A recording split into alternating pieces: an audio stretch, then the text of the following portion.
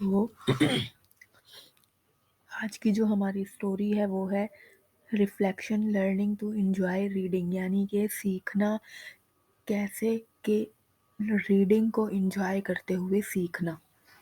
अब इसमें क्या आता है ये हम आगे पढ़ते हैं और देखते हैं हमें क्या क्या मिलता है इसके अंदर।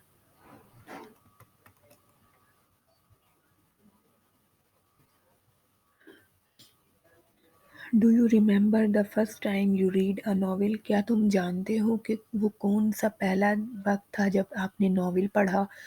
Note many people do. नहीं, बहुत से लोग नहीं जानते। अब यहाँ पे आप देख सकते हैं डू, सवाल डू से शुरू हो रहा है। डू जो है वो प्रेजेंट में आता है, ठीक है।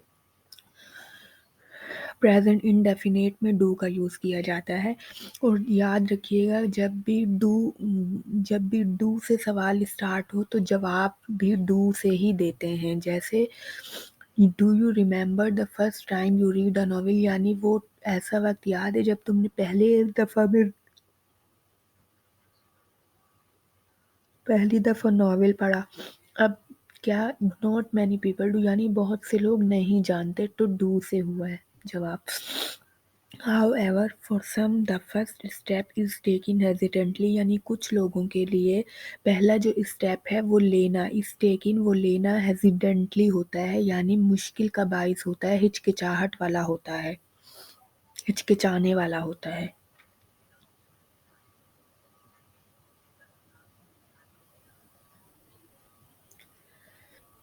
यानी पहला स्टेप जो हिचकिचाते हुए लिया जाता है। अब यहाँ पे आप देख सकते हैं इज़ है, इज़ के साथ थर्ड फॉर्म है, तो आप ये देख सकते हैं ये पैसिव का टेंस है, क्योंकि अगर ये एक्टिव होता तो ये इसके अंदर आईएनजी फॉर्म आती, ठीक है। तो पैसिव में हर जगह पे थर्ड फॉर्म आती है, तो यहाँ पे देख सकते हैं ये प्रेजेंट इंडेफिनिट का पैसिव टेंस बना हुआ है। यानी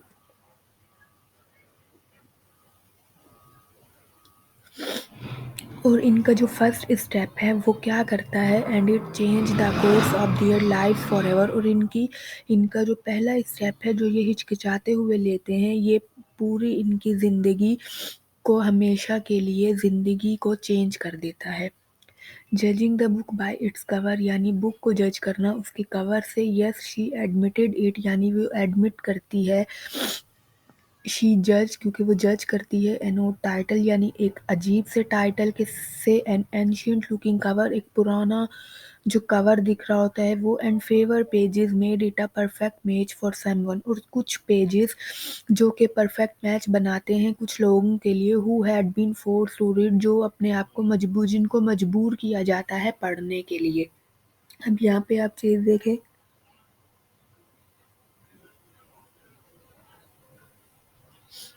हु आया, हु के बाद जो है सॉरी हु हैड है, ठीक है। हैड के साथ थर्ड फॉर्म लगती है, लेकिन जब हैड के साथ बीन आता है तो लगता है आईएनजी फॉर्म, ठीक है।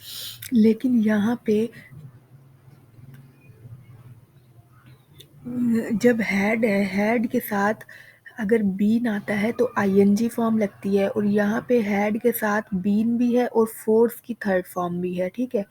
तो यहाँ पे आप क्या पहचानेंगे कि ये जो है पास्ट परफेक्ट का पैसिव है। पास्ट परफेक्ट का कैसे, पास्ट परफेक्ट का है, देखिए पास्ट में हैड आता है, ठीक है। पास्ट में हैड आता है और बीन जो है वो हम लेंगे, हैड पास्ट के अंदर जो थर्ड फॉर्म आती है उसका बीन लेंगे, और फोर्स जो है ये जो पैसिव की थर्ड फॉर्म होती है वो लेंगे, ठीक है। तो यहाँ पे बोला गया कुछ लोगों को जिनको फोर्स किया जाता है पढ़ने के लिए।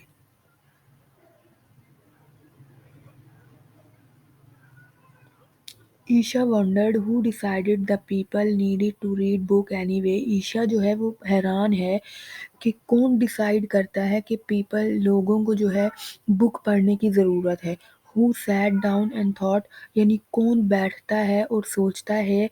Let's make reading a fun hobby for children, चलो बनाते हैं एक रीडिंग को चिल्ड्रन के लिए हॉबी। अब यहाँ पे देख सकते हैं लेट्स, लेट्स का मतलब होता है जब हमारे साथ कोई और इंक्लूड हो और हम करें। इसके उर्दू में जो जुमला बनता है वो बोलता है चलो काम, ये काम करें, चलो यहाँ चले, चलो वहाँ चले, इस तरह से। as if an individual could not watch movies or listen to podcast, जबकि एक अकेला बंदा जो है इंडिविजुअल यानी अकेला बंदा जो है वो कुड यहाँ पे देख सकते हैं कैन की जो है सेकंड फॉर्म यूज हुई है यानी यहाँ पे पास्ट यूज हुआ हुआ है कि इंडिविजुअल जो है वो ना तो अकेले मूवी देख सकता है और ना ही पॉडकास्ट सुन सकता है yet somehow reading was more fun but how लेकिन कुछ लोगों के लिए रीडिंग जो है एक फन है लेकिन कैसे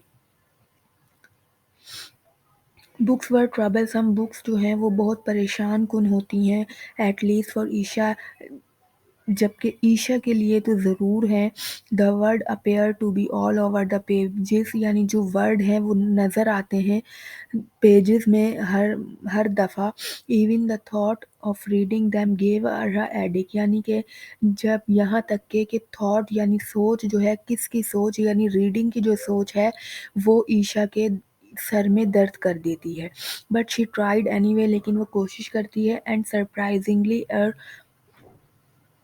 एंड और यानी हैरानगी से फॉर हर उसके लिए रीडिंग ट्रांसफॉर्म फ्रॉम अ चोर इनटू अ हॉबी यानी रीडिंग जो है वो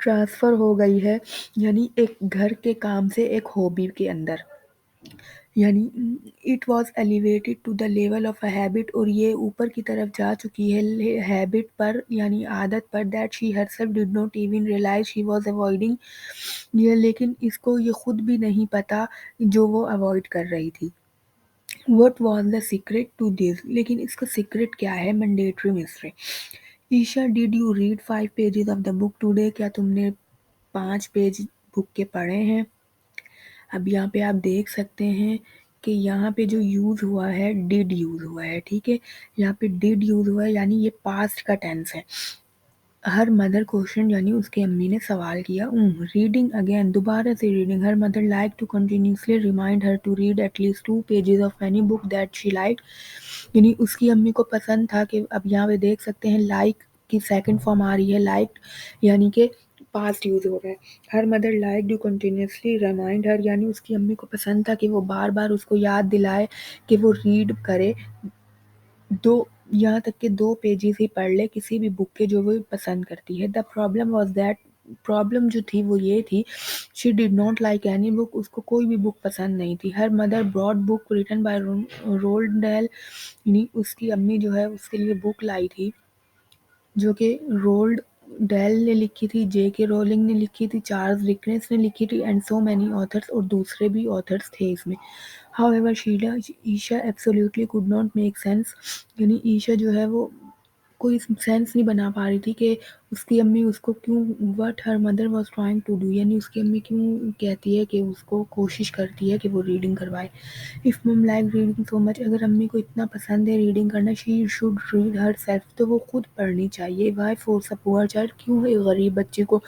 एक मासूम बच्ची को जो है फोर्स कर रही है her mother knocked on the door again उसकी अम्मी ने दोबारा से दरवाज़ा खटखटाया आप देख सकते हैं नॉक नॉक की सेकंड फॉर्म है यानी पास्ट है reminding her she agreed did she have any other choice क्या उसके पास और कोई चॉइस है नो लाइक मैनी अदर नहीं उसके पास दूसरे लोगों के लिए नहीं है heading to the book shelf यानी देखते देखते बुक शेल्फ पे her mother had built for her जो कि उसकी अम्मी ने उसके लिए बनाया था she grab the first book उसने एक बुक निकाली around the world in 80 day by Jules Verne जिसका बुक का नाम था कि around the world in 80 days यानी पूरी दुनिया में जो है घूम लो 80 दिन में seriously the name itself sounded so absurd यानी ये जो इसका इस बुक का जो नाम है वो इतना अजीब सा है एब्सर्ड है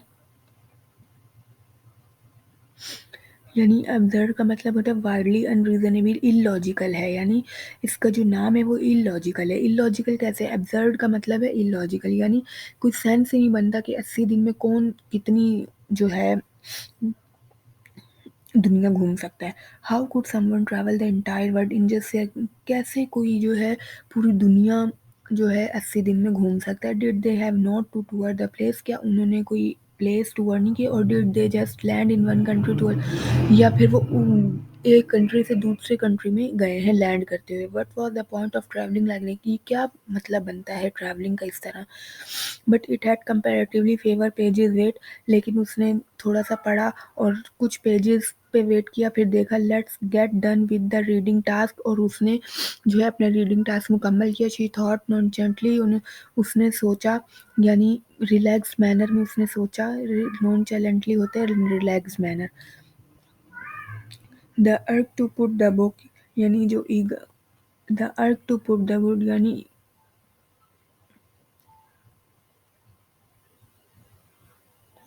यानी मजबूर करना, to put the book down, यानी कि वो बुक रखे, बहुत ओवरवेलमिंग, वो बहुत ज़्यादा था। But mum's word rang in her ear, लेकिन उसकी अम्मी जो थी, वो उनकी अम्मी के वर्ड जो थे वो उसके कान में गूंजते थे। स्टॉपिंग हर, उसको रोकते हुए, her if mum could take him time to buy the book, अगर अम्मी मुझे टाइम देती बुक खरीदने के लिए, the last she could do was listen to her, the least she could, यानी वो उनको जो है वो लिसन टू हर, यानी उनको सुनने देती। She held the novel in her hand, यानी उसने एक नॉवेल पकड़ा, quite unsure of what was waiting inside, और ये उसको पता नहीं था कि क्या अंदर वेट कर रहा है। इट स्टेयर्ड बैक, वो दोबारा से देखने लगी, at her like a riddle, एक पहेली की तरह या एक अजीब सी तरह।